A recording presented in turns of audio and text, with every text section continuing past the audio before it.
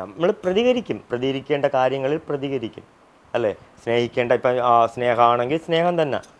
അതിൽ പറയുമ്പോൾ നല്ലവനുക്ക് നല്ലവൻ, കെട്ടവനുക്ക് ரொம்ப കെട്ടവൻ, കെട്ടവനുക്ക് தான் ரொம்ப കെട്ടവൻ, നല്ലവനുക്ക് ரொம்ப നല്ലവൻ ബ്രോ. വിട്ടുകൊടുക്കുവൻ. ഞാൻ ഇപ്പം എന്നെ സംബന്ധിച്ച് ഞാൻ അവിടെ ഉണ്ടായിരുന്നുണ്ടെങ്കിൽ ഒരു സിറ്റുവേഷൻ കഴിഞ്ഞ് കഴിഞ്ഞാൽ ചിലപ്പം ഞാൻ എനിക്ക് വേണ്ടി പോലും വോട്ട് ചോദിക്കത്തില്ല. എൻ്റെ കൂടെ നിൽക്കുന്നവർക്ക് വേണ്ടിയിട്ടായിരിക്കും ഞാൻ സംസാരിക്കുന്നത്. അവരെ ജയിപ്പിക്കാനായിരിക്കും ഞാൻ നോക്കുന്നത്.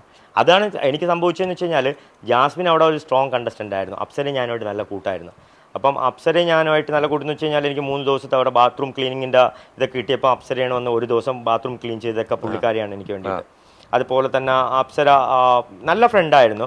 അപ്പം എനിക്കെന്ന് വെച്ച് കഴിഞ്ഞാൽ അപ്സരയ്ക്ക് നല്ല ടാലൻ്റ് ഉണ്ട്. പക്ഷേ അപ്സരയെ ഫ്രണ്ടിലോട്ട് കൊണ്ടുവരണമെന്നുണ്ടെങ്കിൽ അപ്പോഴത്തെ സിറ്റുവേഷനിൽ അപ്സരയും ഞാനുമായിട്ടൊരു കോംബോ എന്ന് വെച്ച് കഴിഞ്ഞാൽ ഓപ്പോസിറ്റ് കോംബോ ഉണ്ടാക്കി കഴിഞ്ഞാൽ ജാസ്മിൻ ഗബ്രി എന്നുള്ള ഒരു സെക്ഷൻ മാറും.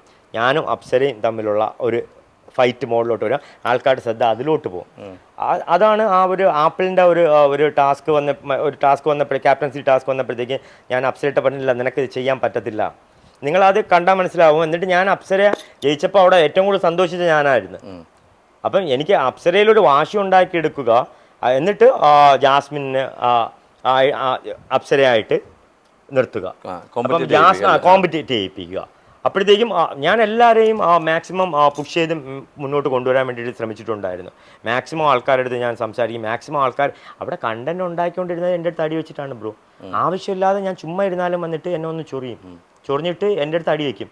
അടി വെച്ചിട്ട് കണ്ടന്റ് ആക്കും. എല്ലാവരും അങ്ങനെ തന്നെ, ഓൾമോസ്റ്റ് എല്ലാ ഡയറക്ഷൻ സൈഡിൽ നിന്നുള്ളൊരു പ്രിപ്പറേഷൻ ആണോ അതല്ലാതെ ഓൺ സ്പോട്ടിൽ വരുന്നതാണോ? ഇല്ല, കാര്യം അവർക്ക് അറിയാം എവിടെയാണ് സ്പേസ് കിട്ടണേന്ന്. മനസ്സിലായോ? എൻ്റെ അടുത്തൊന്ന് അടി ഉണ്ടാക്കി കഴിഞ്ഞാൽ എന്തായിരുന്നാലും ഞാൻ വിടത്തില്ല എന്നുള്ള കാര്യം അവർക്ക് നന്നായിട്ട് അറിയാം. അപ്പോഴത്തേക്ക് ഞാൻ തിരിച്ച് സംസാരിക്കും. അപ്പോൾ ഇവരൊരു 1-2 പോയിൻ്റൊക്കെ പഠിച്ചു വെച്ചിട്ടായിരിക്കും വരുന്നത്.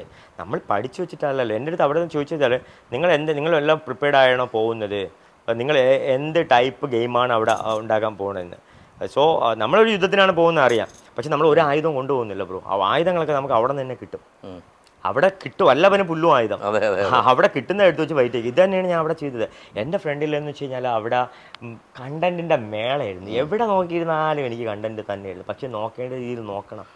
ഞാൻ പോയതിനു ശേഷം അവിടെ എന്താണ് സംഭവിച്ചതെന്ന് വെച്ച് കഴിഞ്ഞാൽ, എൻ്റെ ചീപ്പ് കണ്ടില്ല, എന്നെ പിച്ചി മാന്തി നുള്ളി പേഴ്സണലായിട്ടുള്ള കാര്യങ്ങൾ. ഒരു ചെറിയൊരു സ്റ്റോറി ഞാൻ പറഞ്ഞുതരാം. അവിടെ ഒരു പ്രോബ്ലം ഉണ്ടായി എന്ന് വെച്ച് കഴിഞ്ഞാൽ, അവിടുത്തെ പവർ റൂമിൻ്റെ കീ കാണാനില്ലാണ്ട് പോയതിൻ്റെ പിന്നിൽ ഒരു പ്രോബ്ലം അവിടെ ഉണ്ടായിരുന്നു. അതിൻ്റെ ബിഹൈൻഡ് ഉള്ള കാര്യം പറഞ്ഞുതരാം. എങ്ങനെയാണ് കീ കാണാതെ പോയത്? എല്ലാവരും അവിടെ നോക്കിയപ്പോൾ കീ കാണാതെ പോയി എന്നുള്ളതേ ഉള്ളൂ. പക്ഷേ എങ്ങനെയാണ് കീ കാണാതെ പോയത് എന്നുള്ള കാര്യം എന്ന് വെച്ച് കഴിഞ്ഞാൽ, അവിടെ ഐസ്ക്രീം ജാൻമോണി ഒരു ഐസ്ക്രീം എടുത്ത് കഴിച്ചു. അതിൻ്റെ പേരിൽ ഗബ്രി ജാൻമോണിയിട്ട് സംസാരിച്ചു. അപ്പം ജാൻമോണി പറഞ്ഞു, ഒരു ഐസ്ക്രീമിൻ്റെ പേരിൽ എന്നെ ഇത്ര ഇൻസൾട്ട് ചെയ്യുന്നു പറഞ്ഞു. അവിടെ ഭയങ്കര പ്രശ്നമൊക്കെ ഉണ്ടായി. അപ്പോൾ അത് കഴിഞ്ഞിട്ട് ഗബ്രി ഭയങ്കരമായിട്ട് കരഞ്ഞു. ആദ്യമായിട്ട് ഗബ്രി അവിടെ കരയാണ്. ഗബ്രി ആശ്വസിപ്പിക്കാൻ വേണ്ടിയിട്ട് എല്ലാ ആൾക്കാരും പോവുകയാണ്. ബാത്റൂമിലിരുന്ന് ഗബ്രി കരയുന്നു. അപ്പം ഞാൻ നേരെ അവിടെ പോകുന്നു. ഞാനും ചോദിച്ചു, ഗബ്രി എന്തിനാണ് വെറുതെ ആവശ്യമില്ല കരയേണ്ട? അപ്പം ഗബ്രി എൻ്റെ അടുത്ത് പറഞ്ഞു, എനിക്ക് ഇത് വലിയ ഷോ ഒന്നുമല്ല, എനിക്ക് വലിയ സംഭവമൊന്നുമല്ല, എനിക്ക് എന്നെ വിളിച്ചിട്ടാണ് ഞാൻ വന്നത്, എനിക്കിതൊക്കെ ഇട്ടിട്ട് പോയിരുന്നാൽ എനിക്ക് വേറെ ഓപ്പർച്യൂണിറ്റി ഉണ്ടെന്നുള്ള ലെവലിലൊക്കെ ഗബ്രി പറഞ്ഞു.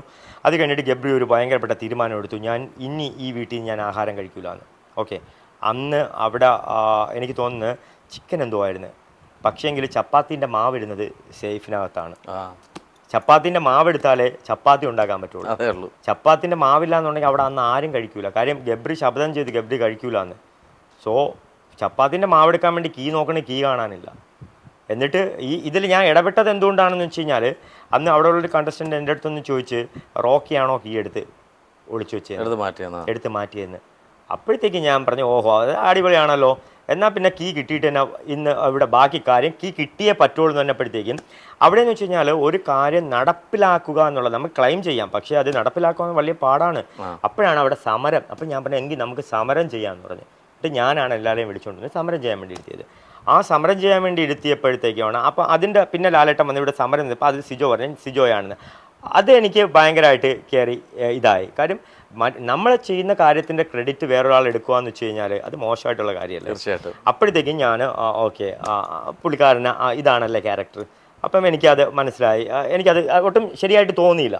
എന്നിട്ട് ഞാൻ പുള്ളിക്കാരനെ പറയുകയും ചെയ്തു, നീ അത് പറഞ്ഞത് തെറ്റായി പോയി, സമരം ചെയ്യാൻ വേണ്ടി പറഞ്ഞത് ഞാനാണ്, അല്ലാതെ നീ അല്ല പറഞ്ഞത്. അപ്പോൾ അവൻ അതിനെ ഭയങ്കര അയ്യോ നീ ഇങ്ങനെ ചൈൽഡിഷ് ആയിട്ടുള്ള രീതിയിൽ സംസാരിക്കല്ലേ എന്നൊക്കെ രീതിയിലൊക്കെ സംസാരിച്ചായിരുന്നു. അപ്പോൾ എന്തായിരുന്നാലും ശരി, ഈ ഐസ്ക്രീം എടുത്തതും കീ കാണാതെ പോയതും സമരം ചെയ്യലും ഇതെല്ലാം ഒരു കണ്ടിന്യൂറ്റിയാണ്. ഓക്കെ, നിങ്ങളത് മനസ്സിലാക്കുക. ഈ ബിഗ് ബോസിൽ ഞാൻ ഉണ്ടായിരുന്നതെല്ലാം ഡേ 1 മുതൽ ഞാൻ ഉണ്ടായിരുന്ന 16 ദിവസവും നിങ്ങൾക്ക് കണ്ടിന്യൂറ്റി കാണാൻ പറ്റും. ഇതിൻ്റെ കണ്ടിന്യൂറ്റിയാണ്, എല്ലാം കണ്ടിന്യൂറ്റിയാണ്. പക്ഷേങ്കിൽ അത് കഴിഞ്ഞിട്ട് അവിടെ കണ്ടിന്യൂറ്റി എന്ന് പറഞ്ഞ സംഭവമില്ല. പരസ്പരം എങ്ങനെ ആൾക്കാരെ കുത്തി വീഴ്ത്താം, എങ്ങനെ കരിവാരുത്തി വയ്ക്കുക, എങ്ങനെ ഇൻഡിവിജ്വൽ ഗെയിമായിരുന്നു അവിടെ. അല്ലാതെ ഒരു ടോട്ടാലിറ്റി എന്നുള്ള സംഭവം അവിടെ ഉണ്ടായില്ല. അതാണ് ഗെയിം ആൾക്കാർക്ക് അത്ര കാര്യം. ഞാൻ ഉണ്ടായിരുന്ന സമയം കഴിഞ്ഞിട്ട് അത് കഴിഞ്ഞ് ഗെയിം ആൾക്കാർ അധികം സുഖിക്കാത്തതിൻ്റെ കാര്യം എന്ന് വെച്ച് കഴിഞ്ഞാൽ അതാണ് ഒരു ഗെയിമിലൊരു കണ്ടിന്യൂറ്റി ഇല്ലാണ്ട് പോയി. അത് നിങ്ങൾക്ക് ഫീൽ ചെയ്തു അങ്ങനെ കണ്ടിന്യൂറ്റി ഇല്ല? ഉറപ്പായിട്ടും. കാര്യം എന്ന് വെച്ച് കഴിഞ്ഞാൽ പുതിയ സംഭവങ്ങളൊന്നും അവർ കണ്ടുപിടിക്കുന്നില്ലല്ലോ. ഓൾറെഡി അവിടെ ഉള്ള കാര്യങ്ങളൊക്കെ തന്നെയാണ് എടുത്തിട്ട് അങ്ങോട്ടും ഇങ്ങോട്ടും സംസാരിക്കുന്നത്. പുതിയതായിട്ട് എവരായിട്ടൊന്നും ക്രിയേറ്റ് ചെയ്യുന്നില്ല. പഴയത് തന്നെ കൊണ്ടുവന്ന് വീണ്ടും അതെ. ഒരു എന്തുവാ മെയിനായിട്ടുള്ള സംഭവം എന്ന് വെച്ച് കഴിഞ്ഞാൽ അവിടെയുള്ള ആൾക്കാരിൽ പലരിലും ഞാൻ കണ്ടതെന്ന് വെച്ച് കഴിഞ്ഞാൽ നിലപാടില്ലായ്മ, അവസരവാദം, പഴിചാരല്, പാര വയ്ക്കല്, പിന്നെ എന്ന് വെച്ച് കഴിഞ്ഞാൽ കൂടെ നിന്ന് ചതിക്കല്, പിന്നെ പിന്നിൽ നിന്ന് കുത്തല്. നിലപാടില്ലാത്ത ആർക്കാണ് അതിനകത്ത്? നിലപാടില്ലായ്മയുടെ ഫസ്റ്റാണ് ജിൻഡോ ബ്രോ. ജിൻഡോ നിലപാട്. ഇപ്പം എനിക്ക് ജിൻഡോ ഇത് പറയുമ്പോഴത്തേക്ക് ആൾക്കാർ പറയും ഇവനെന്ത് കുരു പൊട്ടിയിട്ടാണ് ബ്രോ. എനിക്ക് ഒരു കുരുവില്ല ബ്രോ. ഇപ്പം ജാസ്മിനാണ് ഇത് കൊടുത്തതെങ്കിൽ ഞാൻ ഇരുന്ന് പറയില്ല. ഞാൻ പറയും ഓക്കെ ഡിസേർവ് ആണ് പുള്ളിക്കാരി. എന്തെന്ന് വെച്ച് കഴിഞ്ഞാൽ അത് പുള്ളിക്കാരിയുടെ ക്യാരക്ടറാണ്. ഓക്കെ, പുള്ളിക്കാരി അവിടെ എന്താണോ ചെയ്തത് അത് ക്യാരക്ടറാണ്. പക്ഷേങ്കിൽ പുള്ളിക്കാരിയുടെ ഒരു നമ്മൾ ഡേ 1 മുതൽ ഡേ 100 വരെയും നമുക്ക് ആ ജാസ്മിൻ്റെ ആ ക്യാരക്ടർ നമുക്ക് അങ്ങനെ തന്നെ കാണാൻ പറ്റി അല്ലേ. പക്ഷെ ജിൻഡോ അതേ റാപ്പിൽ തന്നെയാണ് പോയത് എന്തായിരുന്നാലും. പക്ഷെ ജിൻഡോ അങ്ങനെയല്ല. ജിൻഡോയെ നമുക്ക് ശ്രദ്ധിച്ചു കഴിഞ്ഞാൽ ജിൻഡോ പല ലെവലിലും ജിൻഡോ പോയി, പല ലെവലിലും. അതെ, കപ്പടിച്ചത് അല്ല ഞാൻ പറഞ്ഞത്. പുള്ളി അങ്ങനെ പ്ലേ ചെയ്തോണ്ടല്ലേ കപ്പടിച്ചത്. പുള്ളിക്കാരൻ കപ്പ് അടിച്ചതാണോ, കപ്പ് അടുപ്പിച്ചതാണോ, കപ്പ് കൊടുത്തതാണോ എന്നുള്ളത്. മൂന്നാമത്തെ കാര്യം ചോദിക്കാനുള്ള കപ്പ് കൊടുത്തതാണോ അവനാണ് ചാൻസ് ഇപ്പോൾ. അതിൻ്റെ പിന്നിൽ വേറൊരു കാര്യം ഉണ്ടെന്ന് വെച്ച് കഴിഞ്ഞാൽ പഴയ കുറച്ച് കണ്ടസ്റ്റൻറ്റിനെ താഴ്ത്തി കെട്ടാനുള്ള ശ്രമവും കൂടെ ഉണ്ട്. അതായത് ചിലരോടുകൂടി ഉപമിച്ച് കഴിഞ്ഞാൽ അവരെ കഥ കഴിഞ്ഞ്. ഉദാഹരണത്തിന് തൊപ്പി എന്നെ കൊണ്ട് 2 പേരെ കൂടെ കൊണ്ടുവന്നിരുത്തിയിട്ട് ഉപമിക്കാൻ വേണ്ടി ശ്രമിച്ചല്ലോ. അപ്പം ഞാനും ആ കാറ്റഗറിയിൽ പെടുത്തിയിട്ട് എന്നെ ഡീഗ്രേഡ് ചെയ്യുക, അതായിരുന്നു തൊപ്പിയുടെ ഉദ്ദേശം. തൊപ്പിയുടെ ഉദ്ദേശം ഞാനും അവിടെ പോയെന്ന് വെച്ച് കഴിഞ്ഞാൽ ഞാൻ പോയത് ഞാൻ ഹോട്ടൽ റൂമിൽ നിന്ന് ഇറങ്ങുമ്പോഴാണ് പുള്ളിക്കാരൻ വിളിച്ച് പറഞ്ഞത് ഇങ്ങനെ ഇവർ 2 പേരും കൂടെ ഉണ്ട്, അവരെ കൂടെ വേദി പങ്കിടാൻ പറ്റുമോ എന്ന് വെച്ചപ്പോഴത്തേക്കും എന്നെ സംബന്ധിച്ചെന്ന് വെച്ച് കഴിഞ്ഞാൽ അവരൊരു ഹ്യൂമൻ ബീങ് ആയിട്ട് ഞാൻ കണ്ടിട്ടുള്ളൂ. അല്ലാണ്ട് അവർ വലിയ ചെറുത് ഞാൻ വലുത് അങ്ങനെയുള്ള സംഭവം ആറാട്ടം മറ്റേ പെരേരയും. അപ്പം ഞാൻ ആ ഒരു മൈൻഡിലാണ് ഞാൻ പോയത് തന്നെ. പക്ഷെ അവിടെ പോയപ്പോഴത്തേക്ക് അവിടെ സംഭവം അതല്ലായിരുന്നു. എന്നെ എങ്ങനെയെങ്കിലും ഇൻസൾട്ട് ചെയ്യുക, എന്നെ ആ ഒരു ഡീഗ്രേഡ് ചെയ്യുക എന്നുള്ള ഒരു രീതിയിലാണ് കണ്ടത്. അതുപോലെ തന്നെയാണ് ഈ കപ്പ് കൊടുത്തതിലൂടെ പിന്നെ റോബിനെയും അതുപോലെ തന്നെ അഖിലിനെയും അതുപോലെ ഇതിന് മുമ്പ് സീസണിൽ ജയിച്ച ആൾക്കാരെല്ലാവരെയും കൂടെ ടോട്ടലായിട്ട് നിങ്ങൾക്ക് ഡീഗ്രേഡ് ചെയ്ത്. കാര്യം അർഹതയില്ല ബ്രോ, സത്യം അർഹതയില്ല.